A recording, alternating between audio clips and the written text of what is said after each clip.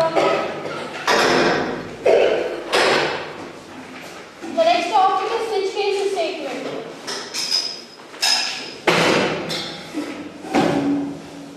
Have you read about this earlier? Switch case? What is switch case? Do you remember anything? In that if the case is wrong, if get it false, then it will switch it. It will? It will go on the next case. What is switch statement? See, in a simple language, switch case is that statement is, it also comes in the category of conditional statements, okay? Like we have done if, else we have learned. We have learned about if, else, if. These were the variations and nested if. Okay, these four we have done.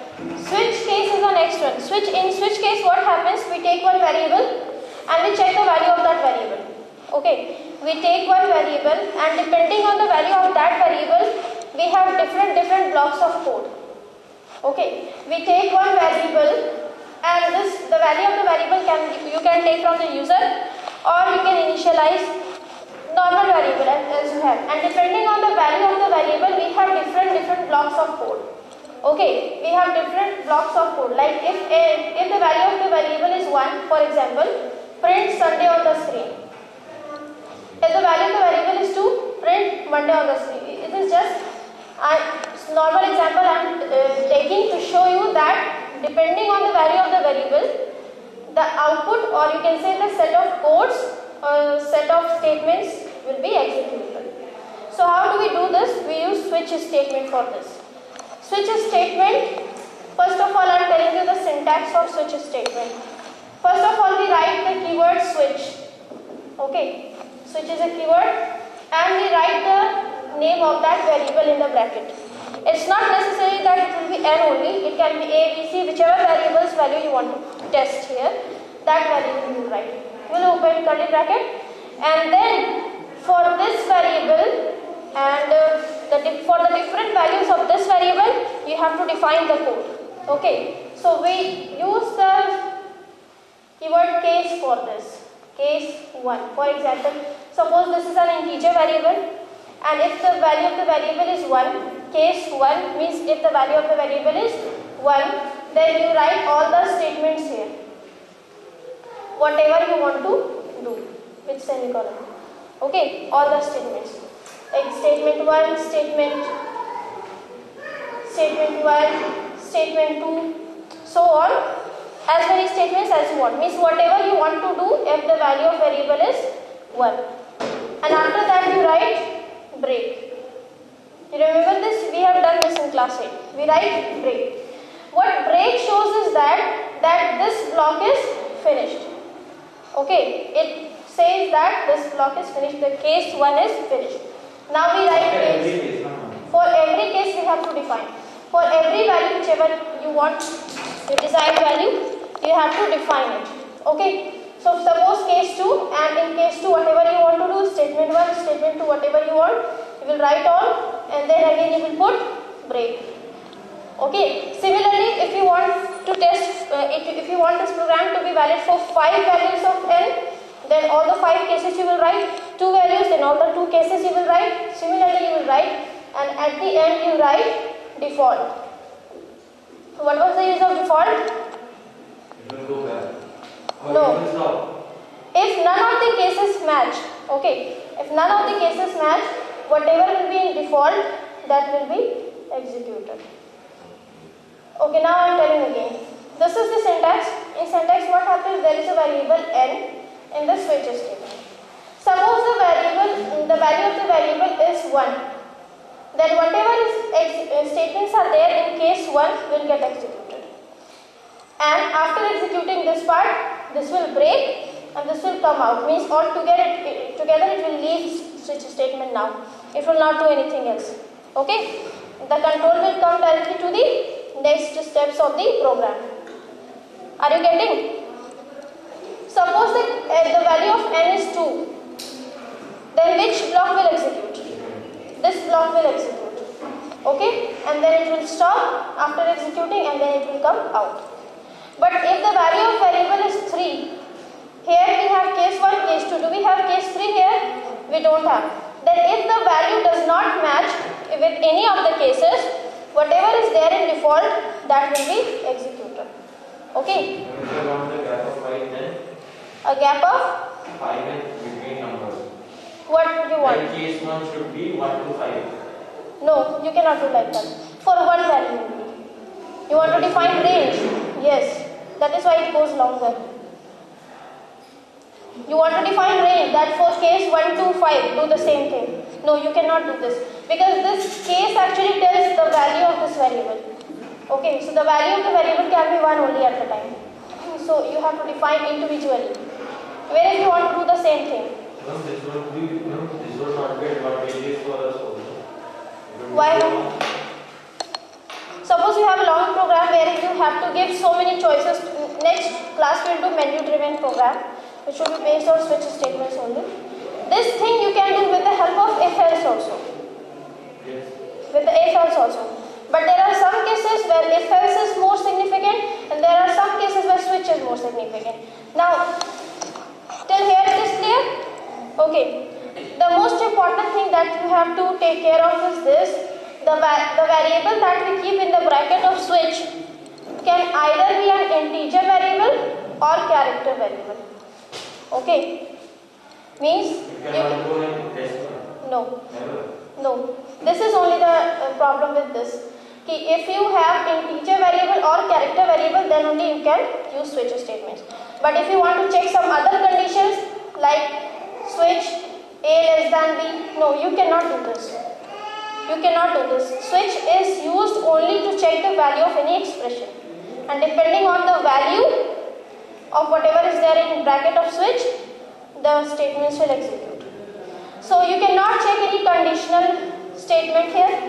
You cannot use any float value here, 3.5 or something. No, only integer and character is used. Okay. So I am erasing it and writing the syntax again. Clearly, you write it down in your copy. So the syntax of switch statement is, first you write switch, then in the bracket the name of the variable, it can be n, it can be ab, whichever variable's value you want to test, and then you write curly bracket, then you write case and the value. Okay, case 1 and the block 1 means the set of statements, and then you write break. Okay, and then you write case 2. And we can directly begin with case 2. Directly without writing case 1. Means you don't want to check 1 only. Yes, you can write. There is no problem. You can also do that after 1 to directly write 10. Okay, because whichever will, if anyone will give 4 or 5, that will go in default. That also you can do.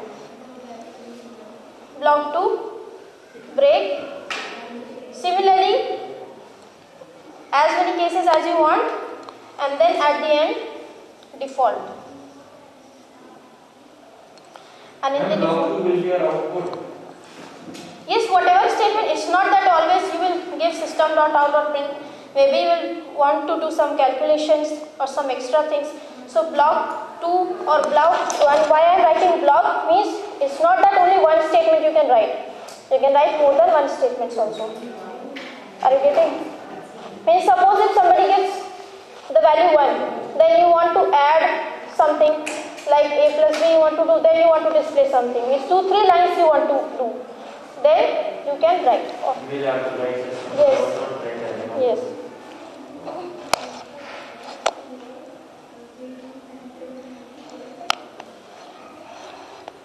Block whatever will be there, and then you will close it. Okay, so switch keyword, name of the variables, and all the cases you have to define, and at the end you have to write default. And with default, what you want to do, you have to mention. In default block, you not write break. Yes, with default no need to write, because default will be executed only when nothing will match. So automatically it is going to come at end. Okay, so no need to write break.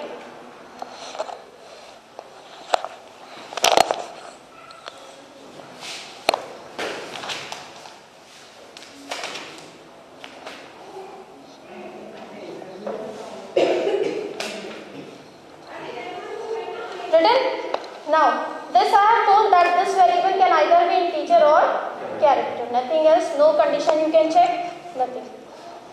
Is default mandatory? If you don't write default, can you guess what will be the... can we skip default? Maybe no. No, you can skip.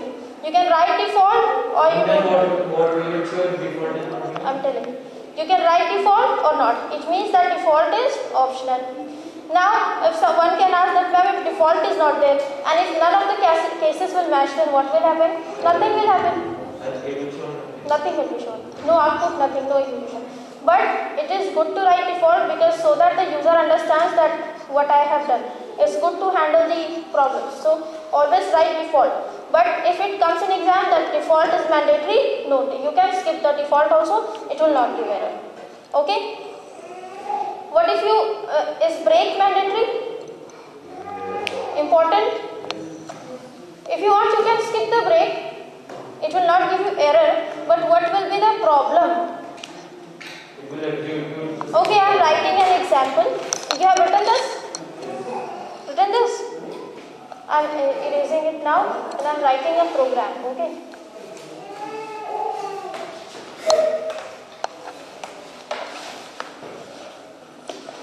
I am just taking a variable n here and this variable is integer type.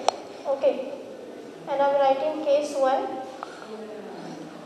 I am writing SOP, you write full. System.out.println. Good morning. In case 2, I am writing system.out.println. Good afternoon. If you want, you can write this down in your copy also.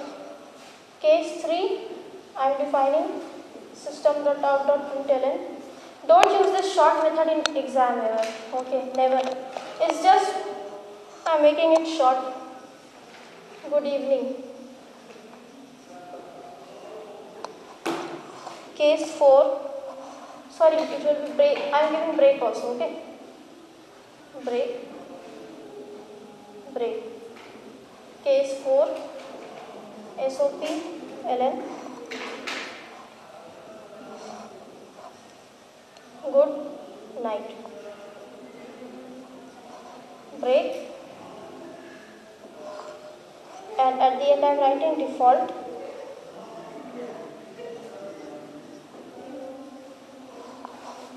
Wrong choice. Means I will give a proper message to the user that your wrong choice or your choice doesn't match or any relevant message you can give.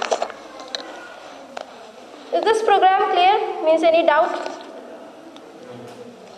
No. Suppose what will be the output if the value of n given by user is 1? Good morning. This will be the output. If the value of n is 2, good afternoon. If the value of n is 5, wrong choice. Because it doesn't match with any of the cases. The value is neither 1, neither 2, nor 3, nor 4. So it will go in default. So what will be the answer? Wrong choice. What will be the displayed? What will be displayed?